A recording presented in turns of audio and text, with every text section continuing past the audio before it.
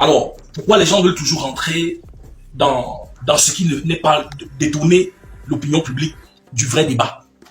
On dit qu'on m'a logé à Santa Barbara, j'ai refusé. Moi, je vais maintenant vous raconter l'histoire de la chambre. Puisqu'ils veulent que je vous raconte l'histoire de la chambre. L'histoire de la chambre, voici comment ça se passe. Une semaine après la sortie de la version Viviane avec Malox et les 5 grosses têtes, un jour, les gars de Easy Consulting me trouvent dans mon quartier à la cité ici chez moi. Et on me dit, fais tes bagages, prépare-toi parce que tu pars ce soir, c'était un dimanche. J'ai dit, je pars comment? On dit non, on va faire le salaka ensemble pour dire au revoir aux gens de ton quartier. Et puis tu vas partir pour rejoindre ta nouvelle maison. J'ai dit d'accord. J'ai dit, mais est-ce que je peux pas dormir même une nuit de plus? On me dit non. Et je vais à leur bureau. Après leur bureau, on vient chez moi où je vis à la cité-ci. Et c'est comme ça qu'on avait invité les gens du quartier qui sont venus. Vous avez vu sur les réseaux sociaux, moi je parle avec les preuves. Je ne raconte pas des histoires de gauche à droite comme les gens sont en train de raconter. Et on a fait le salaka. J'ai fait le discours pour remercier le quartier qui m'avait accueilli depuis que j'étais là. Et pendant toute la période difficile que j'avais traversée avant que le buzz, le succès de Viviane ne renaisse. Et on m'a mené dans un studio meublé à Maquette derrière la direction Orange.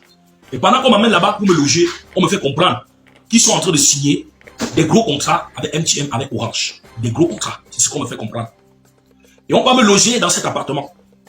Une suite, dans un studio, derrière la direction Orange. Et j'attendais ma grande soeur et mon grand frère, qui devaient arriver sur Douala, justement parce qu'il y avait déjà des incompréhensions.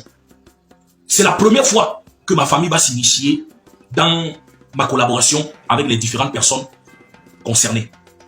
Et c'est comme ça que mon grand frère et ma grande soeur arrivent le lundi. J'avais déjà passé la nuit de dimanche dans ce studio meublé. C'était bien chic. Le tapis au sol, c'était vraiment bien. Et il y a une assistante qui vient, on me dit que c'est l'assistante qu'on a mis à ma disposition. J'étais content de ce que tout allait bien. Sauf que, quand mon grand frère et ma grande soeur arrivent, on se demande à combien coûte cet appartement et qui paye. C'est un appartement meublé trop beau. Un studio meublé trop beau. On se pose des questions. 3 jours après, on vient me dire qu'il faut payer 20 000, sinon je dois libérer. Parce qu'en réalité, on paye là-bas 20 000 par jour. J'appelle les gars de Easy Consulting, je les informe. On me dit que l'appartement paye 20 000 par jour. Je croyais que vous avez payé ici peut-être au moins 1 an ou 6 mois. Pourquoi vous m'avez amené ici? Pourquoi vous m'avez sorti de ma chambre? Et ils me disent non, c'est Calabash. Nous, on ne sait pas ce qui s'est passé.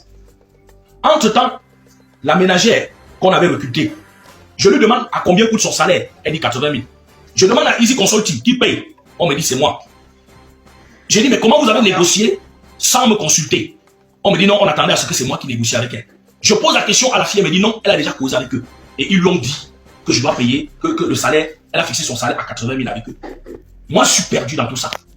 Entre-temps, le frère Calabash envoie son petit frère dans mon studio, dans le studio où je vivais. Parce qu'il y avait des problèmes au niveau du studio.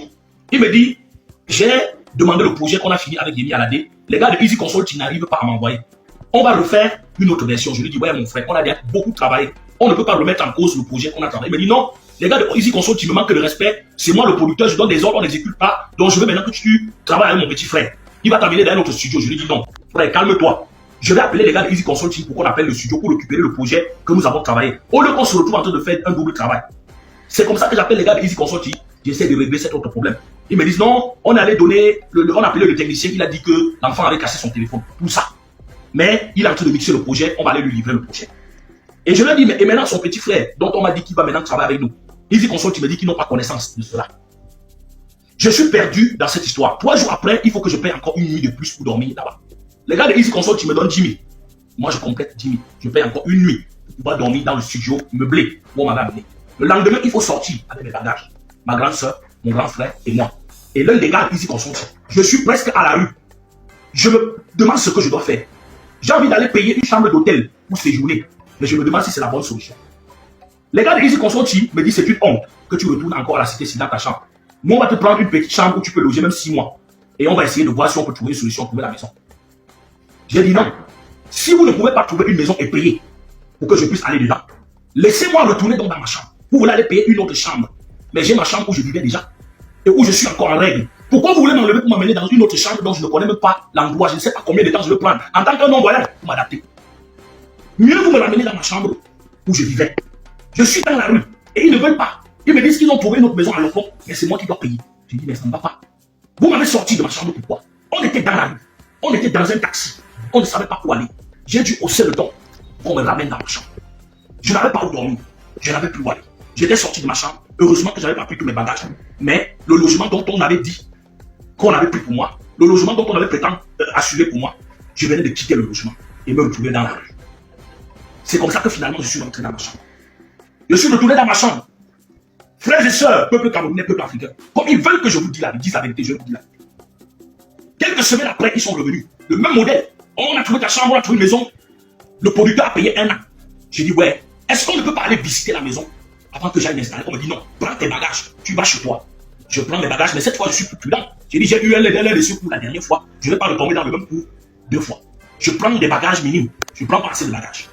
J'arrive là-bas. Et on m'amène dans un studio où les escaliers étaient superposés. Il y a même des escaliers, mais des escaliers quand même praticables. Pour un non-voyant comme moi, les escaliers étaient superposés. Il y avait des rigoles où vous pouvez tomber à l'extérieur, des trous partout. Vous pouvez aller vérifier. Je suis prêt à me mettre à la disposition de ceux qui veulent mener les enquêtes, les investigations, pour savoir si je dis la vérité.